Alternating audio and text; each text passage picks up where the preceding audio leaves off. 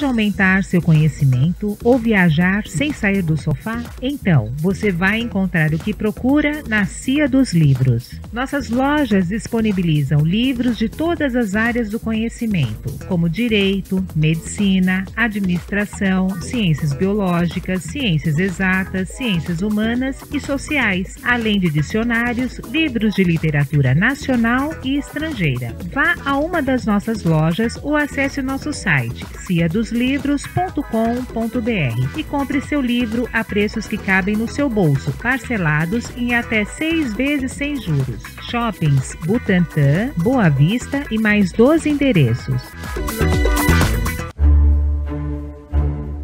Olá, Beto. Olá, pessoal. Tudo bom, Tata? Oi, pessoal. Tudo bem? Tudo bem. Sejam todos bem-vindos para mais um programa Nós e Universo, com a apresentação e produção do cientista Luiz Roberto Dalpogetto e por mim, Renata Gracioso, que sou pesquisadora na área das ciências humanas. Perfeitamente, dona Tata. Qual é o assunto de hoje, Beto, nessa sexta-feira? Bom, por força dos acontecimentos dessa semana, a gente resolveu dedicar o programa de hoje à resposta, né, às perguntas que os nossos ouvintes fizeram. Feitas, né? Ao longo da semana a gente tratou sobre vários assuntos, né? Começamos com astrobiologia, passamos pela questão da mediunidade, né? Por se tratar de um assunto coligado a esse daí. E aí acabaram surgindo N dúvidas, né? Verdade. E o pessoal foi escrevendo pra gente, a gente adora. Uhum. E aí, não dando para colocar as respostas, né, durante os programas, a gente então trouxe estas perguntas para o programa de hoje. Então a gente vai responder, fiquem atentos aí, né, vocês que nos escreveram. A gente começa aí de repente, Tata, com a pergunta da Bruna de Sorocaba. Uma pergunta super interessante. A Bruna de Sorocaba pergunta se os sonhos são intuições, né? Poxa, então o que você acha, Tata? Sonhos são intuições ou não? Eu acredito que sim, né? Aham. Mas não de forma exatamente como sonhamos, né? Isso. Mas tem uma mensagem, Claro. né, subliminar, não é Exatamente. Então deixa eu explicar um pouquinho melhor. É claro que existem sonhos ou pesadelos que eventualmente nós temos que também são provocados, por exemplo, pela nossa alimentação. Isso é um fato biológico, Sim. tá? Biologicamente também comprovado. Então, por exemplo, você come muito à noite, foi comer, sei lá, uma pizza super pesada e depois foi dormir.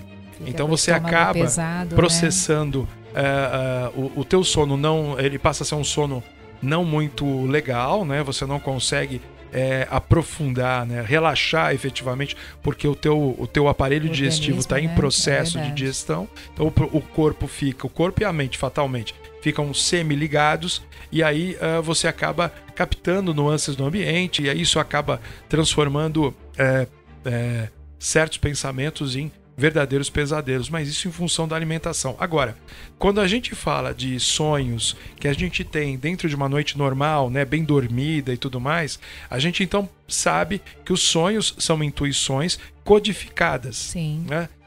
Intuições, então. Vamos recordar a parte de intuições. Viu, Bruna? As intuições são nada mais, nada menos do que conversas, ainda que seja um monólogo, né, entre um ser que não está mais aqui, tá certo? Com você no estado dormindo, né? Não sei se você sabe, Bruna, durante o sono, a gente trabalha, o nosso mental trabalha, o nosso cérebro trabalha numa frequência mais baixa, né? E essa frequência, às vezes, nos permite sintonizar, né? Receber com mais facilidade pensamentos emanados de outras essências, de outras consciências vivas, do ponto de vista biológico, ou seja, encarnadas ou já desencarnadas, tá certo? Então essas intuições, né, por assim dizer, elas acabam dando ao nosso subconsciente informações que ele, para não nos... dependendo da informação, para que essa informação seja processada de modo mais tranquilo, é codificado. Então você começa, olha, eu sonhei com fulano, mas o que fulano tem a ver com isso? Eu nem falei no nome dele, nem pensei nele essa semana. Ou então, eu tava num lugar que eu nunca vi na vida. O que esse lugar tem a ver com qualquer coisa?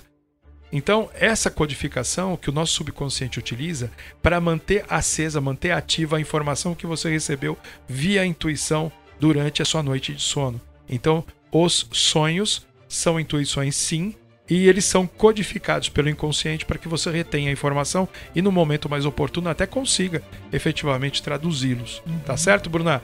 Um abraço para Sorocaba, viu, Bruna? Obrigado pela sua participação pela aqui. Participação. Muito bom. Temos uma outra... Temos sim. A Maria do Carmo de Itaquera. Ela disse o seguinte, Tata. Ela falou assim, sou espírita e há um bom tempo, né? E ela tem dúvidas sobre aquela questão das colônias. Sabe aquelas colônias que o pessoal diz que existirem sobre a Terra, livros, tal. Né, espíritas que falam. Aqui cabe uma explicação um pouco mais alongada sobre isso por causa do seguinte. No programa, uns 2, 3 programas atrás, eu fiz uma menção super elogiosa ao Chico Xavier, né? Sim. Ao fato dele ser um mega receptor, né? Um radinho, né? Dessas entidades, dessas consciências vivas que vivem nessa dimensão paralela à nossa, e ele ser um grande sintonizador, ele conseguia sintonizar com uma facilidade incrível.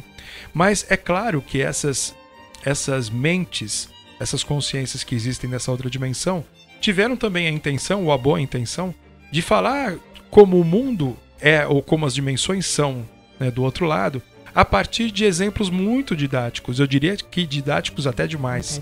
Então, em certos momentos, viu, Maria do Carmo, as tais colônias passam a ser uma espécie de fantasia criada com objetivos didáticos, com objetivos de facilitar o entendimento e a compreensão, a nossa compreensão, sobre o que de fato há do outro lado.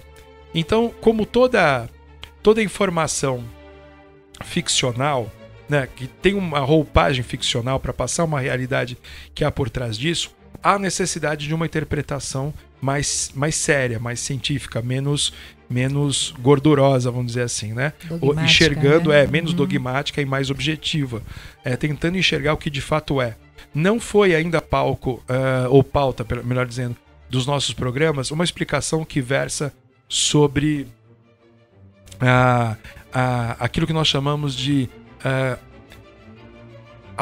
as pessoas que desencarnam, elas num primeiro momento, porque lógico, né, são raras as pessoas que estariam preparadas para a morte, né? Preparadas, que eu quero dizer assim, sei que vou morrer daqui a pouco, sinto que vou morrer daqui a pouco. São pouquíssimas, tem algumas que pressentem, percebem que vai acontecer, então elas têm um tempo para se preparar, mas a maioria não se prepara, e quando não se prepara, ela quando se desliga do corpo, quando a consciência viva se desconecta do corpo biológico, ela imediatamente passa a enxergar uma realidade que a gente chama de realidade virtual, né, ao seu redor, que cria um cenário, né, através do qual a pessoa vai se ambientando gradativamente até que ela possa perceber o que aconteceu com ela. Prestem muita atenção nesse trecho, a pergunta da nossa amiga Maria do Carmo, lá de Itaquera, é importante por causa disso. Se eu, ao morrer, ainda que eu não tenha percebido que isso aconteceu, eu me encontro vamos imaginar, numa floresta maravilhosa, com cachoeiras, tal, não sei o quê. Poxa, aconteceu alguma coisa comigo, eu não estou mais naquele lugar onde eu estava. Eu acho que aconteceu algo. E eu começo, então, a vislumbrar aquele ambiente, e aquilo vai me acalmando, aquilo vai me trazendo para um nível de consciência mais tranquilo, né? Até que, finalmente, eu percebo que aconteceu comigo. Essa visão que eu tenho, Tata, é uma visão fabricada. Ela não é visão de um lugar real. Ela vem daquilo que a gente pode dizer que dentro do nosso mental, a gente chama normalmente de nosso lugar preferido. Ainda que você nunca tenha se feito essa pergunta, você tem um lugar preferido aí dentro da sua cabeça. Um lugar onde você considera um lugar, assim, fantástico. É um cenário que você adoraria rever ou ver o tempo todo. Então é a própria criação daquele ser que desencarnou, é isso? Exatamente. É fruto da imaginação, mesmo... mas é uma espécie de dispositivo que já vem na nossa programação existencial. Certo. Digamos assim, é um automático que se liga quando você passa para o lado de lá e que recria essa imagem, esse cenário para você poder se ambientar nas horas seguintes até se aperceber do que aconteceu efetivamente com você. Então a história das colônias, por exemplo, elas podem até ocorrer para algumas né? pessoas. Sim. Justamente dependendo da forma como essas pessoas foram educadas, dependendo da cultura religiosa ou dogmática que elas tenham, né? Elas podem encontrar, de repente, uma igreja, quando passarem para o lado de lá, encontrarem até Jesus, que não seja o Jesus verdadeiro, vamos deixar isso bem claro. Isso, né? Então ela sabe, né? Ela foi criada dentro da cultura de que, olha, quando eu morrer, quem vai me receber é Jesus.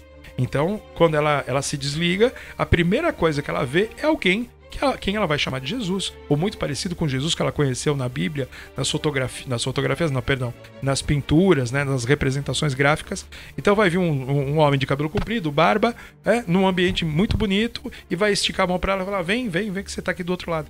E aí ela vai tranquilamente, enfim, cada um vai criar o seu mundo ideal, né? Seu cenário ideal, virtual, logo após partir. Mas desculpe, mas imagine. Isso é momentâneo, né? Momentâneo. Porque isso tem um objetivo, né? Conforme mesmo você está já sugerindo, tem um objetivo de acalmar, de tranquilizar aquele ser que acabou de se desligar do corpo físico.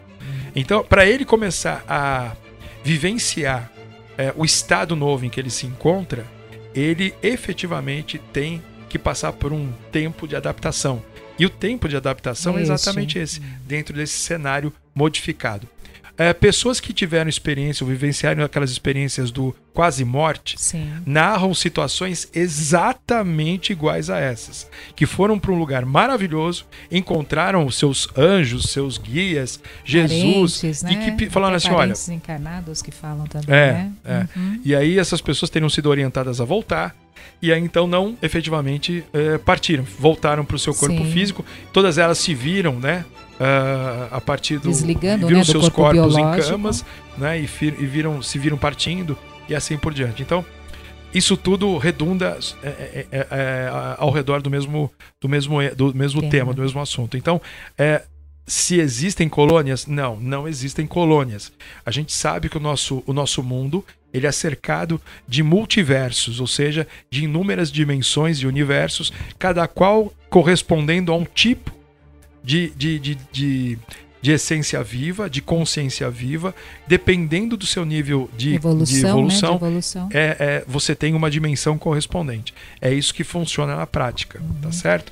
Então é isso aí, minha querida Maria do Carmo. Um abraço para Itaquera, espero ter respondido sua pergunta, tá certo? Então, dentro dessa mesma pergunta, Beto, então aquilo que eles chamam de umbral, né, que os espíritas chamam de umbral, na realidade não existe, né? É bem provável que o umbral seja uma reconstrução mental também dessas pessoas, né? Por acharem que elas não merecem encontrar algo positivo, bonito, brilhante do outro lado, né? Não, elas têm a consciência de que foram pessoas ruins, pessoas más, e que então acabam, ao passar pro lado de lá, acabam encontrando um ambiente que pode lembrar muito o inferno, um umbral, qualquer outro lugar desse tipo aí. Tá certo. Já deu para o nosso intervalo. Vamos lá? Vamos aproveitar. Daqui a pouco nós voltamos com o programa Nós e Universo. É isso aí, pessoal. Até já. Tchau, tchau. Você tem algo em mente e gostaria de colocar no papel? Ou ainda, já tem algo escrito e gostaria de publicá-lo? Pois bem, a Editora dos Frades faz a elaboração do projeto gráfico completo, capa exclusiva para cada obra, ilustrações internas, registro na Biblioteca Nacional, registro no ISBN, enfim, a Editora dos Frades deixa sua obra pronta, impressa e ainda faz a distribuição. Entre em contato através do site editoradosfrades.com.br, pelo Facebook /Editora dos Frades ou pelo telefone 11 3562 1685 e peça um orçamento. Editora dos Frades, produção literária inteligente. Voltamos com o programa Nós e Universo. Beto, temos mais perguntas, não é isso? Temos sim, Tata.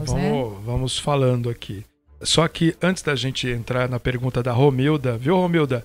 Aí você de Franco da Rocha, um abraço, obrigado pela sua participação. Romilda, pela participação. Mas eu responder a pergunta da Romilda, Tata, eu queria fazer mais um comentário, mais ou menos ligado à pergunta que a gente estava respondendo da Maria do Carmo lá de Itaquera. Sim, vamos lá. Né?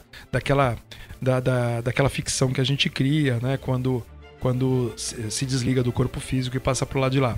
Mas o comentário que eu tenho para fazer é o seguinte: logo depois que você percebe o que aconteceu com você, né, você está desencarnado, uma coisa muito interessante também ocorre. É bom você sempre ter isso em mente, Por que eu sempre reforço isso? As pessoas vivem, às vezes, uma ilusão que as desvia demais do caminho da verdade, justamente por não perceberem ou não se atentarem a certas questões. Por exemplo, sem o corpo físico, você não tem olhos, tá certo? Você passa a enxergar, entre aspas, através da capacidade que a sua essência tem em função de você ser um ser energético mais inteligente, ou seja, um punhado de energia inteligente.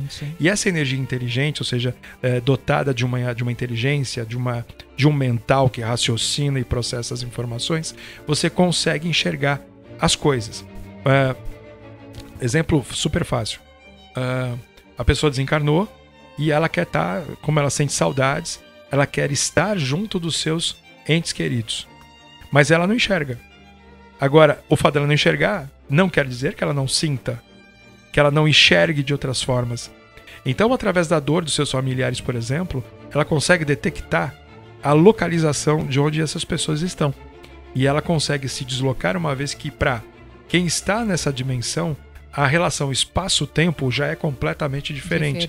O tempo não conta, porque você está numa condição em que o tempo é muito relativo, conforme a ciência já vem afirmando isso há algum tempo, através da teoria da relatividade de Einstein.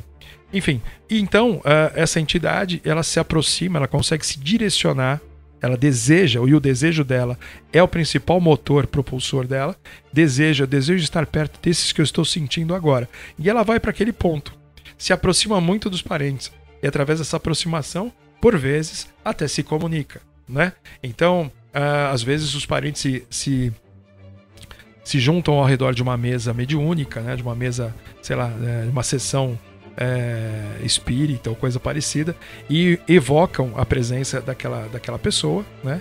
E ela sente, ela ouve isto, ela sente isto, e ela se direciona, ela se dirige para aquele local. Por isso que muitas vezes, em alguns momentos, dependendo da qualidade do, entre aspas, médium, você consegue receber alguma informação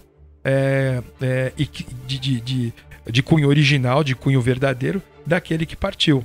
Isso acontece muito, Tata, nas tais psicografias. É verdade, né? Sim. As psicografias são formas até um pouco mais confiáveis, porque a pessoa se entrega, o médium, entre aspas, mais uma vez, se entrega à escrita livre, né? A mão livre dos pensamentos que lhe vem à cabeça, e muitas vezes, justamente por não conflitar, acaba realmente sintonizando a presença daquele que partiu e foi chamado para depor ali na hora, e acaba realmente trazendo informações super interessantes para aqueles que ficaram, para os familiares. Chico era mestre nesse tipo de coisa, né? Era, como a gente sempre tem dito aqui, um verdadeiro radinho para sintonizar aqueles que partiram. Então, era mais nesse sentido que eu queria fazer esse comentário. Então, nós não enxergamos, quando passarmos para o lado de lá, não teremos a visão como nós a conhecemos hoje aqui, e tudo será feito através da percepção mental. Por isso,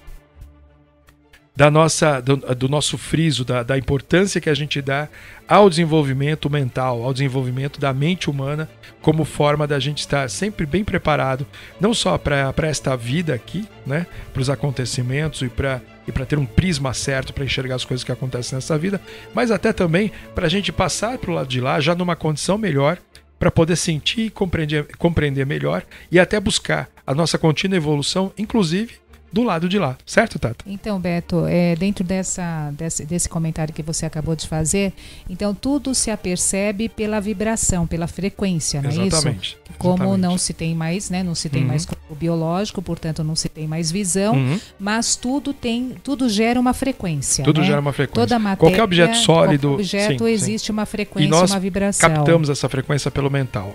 Tá certo. Uma vez que não temos mais a visão, o mental passa a ser os nossos olhos nessa outra forma de vida, né? Tá certo. Tá certo? Mesmo, tá certo. Vamos bacana, lá, então. Tem mais perguntas, Vamos, né? tem sim. Então agora sim, vamos entrar na pergunta da Romilda, lá de Franco da Rocha. Mais uma vez, um abraço para vocês aí. Obrigada, Ela Romilda. pergunta o seguinte: o que é projeção astral? Excelente pergunta, selecionada para estar justamente aqui no programa, devido à sua importância. Projeção astral nada mais é do que algumas pessoas fazem isso espontaneamente, né, sem querer, ou seja, e tem gente que faz exercícios para poder fazer essa projeção astral. A projeção astral nada mais é do que o deslocamento ou o desprendimento, ainda que seja de leve, da sua essência, do seu eu verdadeiro, a ponto de você ter a consciência de que está se deslocando do seu corpo físico, a ponto também de observá-lo. Muitas vezes, fenômenos ligados aí à levitação são associados à levitação do corpo. O corpo não levita, na verdade, né? O que levita, na realidade, é a nossa essência. Ela, na medida em que ela se desloca do nosso corpo biológico, né, se eleva um pouquinho, literalmente falando, sim, nós temos a sensação de estar levitando. Muita gente jura de pé junto que fez exercícios, né, que provocaram a levitação, mas a levitação, no caso, foi da nossa essência, não foi do nosso corpo pesado e denso físico, tá certo? Sim. Então, a projeção astral, Romilda, tem esse caráter. É uma coisa que você pode obter através do exercício, ou então acaba que um dia, por circunstâncias outras aí, gera uma condição, gera um ambiente propício a esse tipo de coisa e você se sente deslocando. Eu diria para você que se a gente tivesse que dizer para você assim, olha, faça projeções, treine projeções astrais porque elas são importantes, eu digo para você que elas são perigosas, tá certo? São perigosas porque você pode até conseguir fazê-las em determinado momento, mas eu acredito que ela te coloca num ponto de fragilidade muito grande, porque você concorda comigo que mais distante do seu corpo físico, ainda que seja centímetros, metros, você fica mais vulnerável à presença daqueles que orbitam na dimensão paralela à nossa? Pense bem. Então isso eu acredito que a projeção ela deva ser feita de forma controlada, né? Caso você queira realmente experimentar isso, e querendo experimentar, ela deve ter um objetivo concreto, né? Então, de repente, se você fizer um exercício visando a projeção astral, a projeção do seu corpo etérico, do seu corpo mental, da sua essência, você deve visar isso no que diz respeito, por exemplo, à desconexão com o mundo tridimensional. Como forma do quê? Como forma de descansar, como forma de se recuperar. Então o corpo está cansado, você está com a mente cansada, você viveu um estresse danado, exercite a projeção, não que você vai conseguir fazer de imediato, mas o pouco que você conseguir, né, se você levitar da sua cama, por exemplo, essa sensação já vai te revitalizar. Nesse sentido, a gente até diz que vale a pena. Do contrário, a gente não recomenda.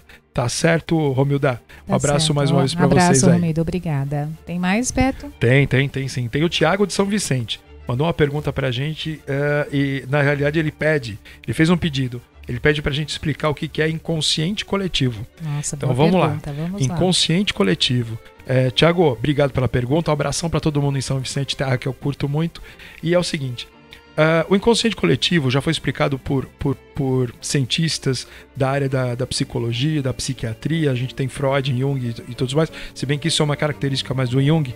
Mas o inconsciente coletivo, na nossa versão, ele tem um caráter mais interessante, no meu modo de ver, que é mais ou menos o seguinte.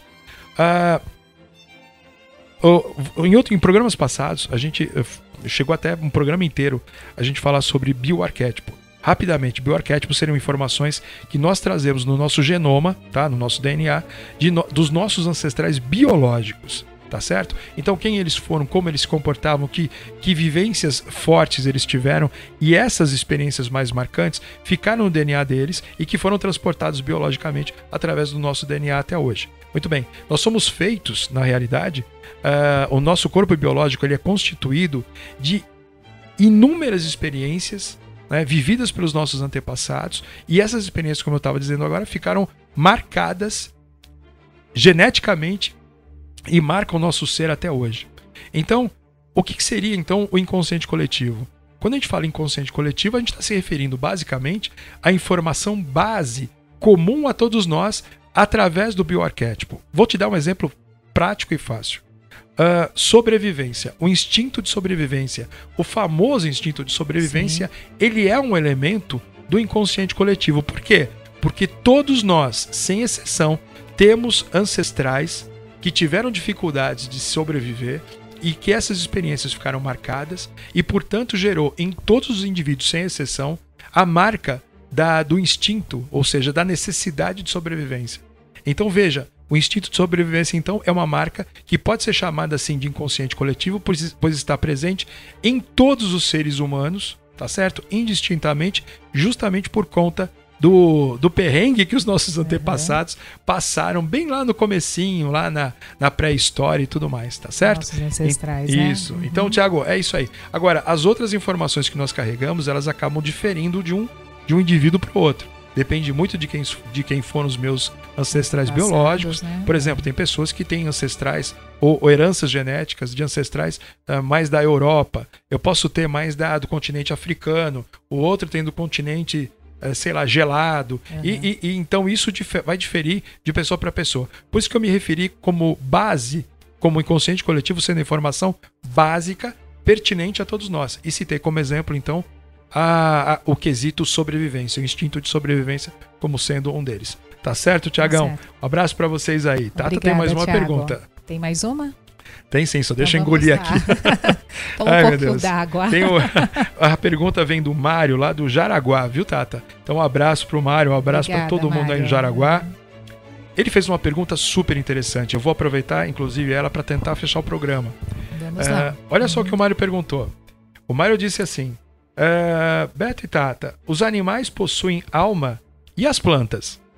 Muito bacana. Nossa, obrigada. Mas por que ele colocou a pergunta da alma, né? Porque se os bichos têm alma, se as plantas têm alma, né? Como é que isso funciona? Porque o Mário, eu obviamente não coloquei o e-mail todo dele aqui, mas ele começa o e-mail dizendo assim: não, eu entendi e acredito que nós tenhamos uma essência. Essa essência seria a nossa alma, nosso espírito, nosso mental, a nossa consciência. Mas vem cá, e aí nos animais? Como é que é isso? Como é que funciona isso nos animais? Então, Mário, lá vai a resposta. Para que haja vida, né, num corpo biológico, seja ele de um animal ou de uma planta, há de fato algo que nós chamamos ou denominamos mais especificamente de ânima. A ânima é uma espécie de alma. No entanto, a ânima não pressupõe a existência ou a presença de uma inteligência. Mas não se esqueça que os animais e as plantas também possuem o bioarquétipo, a ferramenta bioarquétipo. Vamos lá então, vamos imaginar uma planta, que eu acho o exemplo mais bacana, mas serve também para os animaizinhos. Vamos imaginar uma planta há 100 mil anos atrás. Tá bom? Ela então germina a partir da combinação espontânea de duas sementes ali, então germina uma plantinha nova.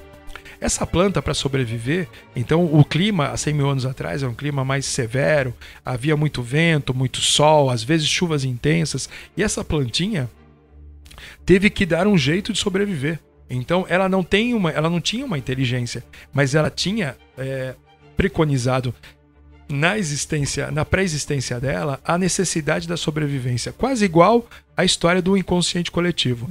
Então a intuição, né, vinda através do bioarquétipo daquela plantinha. Então aquela plantinha ali, ela luta para sobreviver. Então ela percebeu que se ela mantivesse, por exemplo, o caule dela mais flexível, ela se curvando com o vento, ela resistiria mais a esse tipo de elemento da natureza. Sim. Então ela sobreviveria. Num outro momento, ela descobriu que se ela absorvesse parte da água que estava no ambiente, ela não morreria afogada e ela conseguiria, por exemplo, sobreviver também com facilidade. Essas informações, Mário, vão ficando acumuladas dentro do genoma daquela plantinha. E quando uma outra plantinha igual àquela nasce, aquela que vem novinha, já vem com aquelas informações embutidas. Então, elas funcionam, elas reagem ao ambiente de acordo com a informação existente no bioarquétipo delas. Assim são os animais. Mas, no entanto, você não pode esquecer que para que haja vida, para que haja dentro do substrato biológico, haja vida, tem que haver a ânima. Então todos eles têm uma espécie de alma, uma alma que traz a vida, mas não é uma alma que comporta inteligência. A inteligência animal e vegetal, ela tem base na intuição, no aprendizado, tá certo? Então o ambiente ensina a essas criaturas como sobreviver, como se comportar. Haja visto também a relação dos seres humanos, por exemplo, com os cachorros. Os cachorros, tem gente que fala assim: meu cachorro só falta falar. Legal, porque ele está acostumado, ele está aprendendo com você. Então ele aprende como? Com a inteligência? Não, com a convivência. A convivência instrui o bioarquétipo dele, fica registrado e geração após geração ele vem mais sofisticado e mais humanizado, melhor ainda de conviver com você. Nosso tempo está acabando. Mas de repente a gente recomeça, a gente pega o programa, sim, nosso próximo programa na segunda-feira, a gente já retoma a partir daí. Mário, sua pergunta foi super legal, tá bom? Obrigada, grande abraço para você aí, Mário. Então voltaremos na segunda com mais um programa Nós e Universo. Participem, né, através do nosso site noseuniverso.com.br, pelo WhatsApp 11 99424 2742, tá certo? Então até segunda, bom fim de semana para todos. Até mais, Beto, até segunda. Tchau, Tata, tchau, pessoal. Abração, Obrigada, beijão, pessoal. até segunda-feira. Tchau, tchau. Até mais.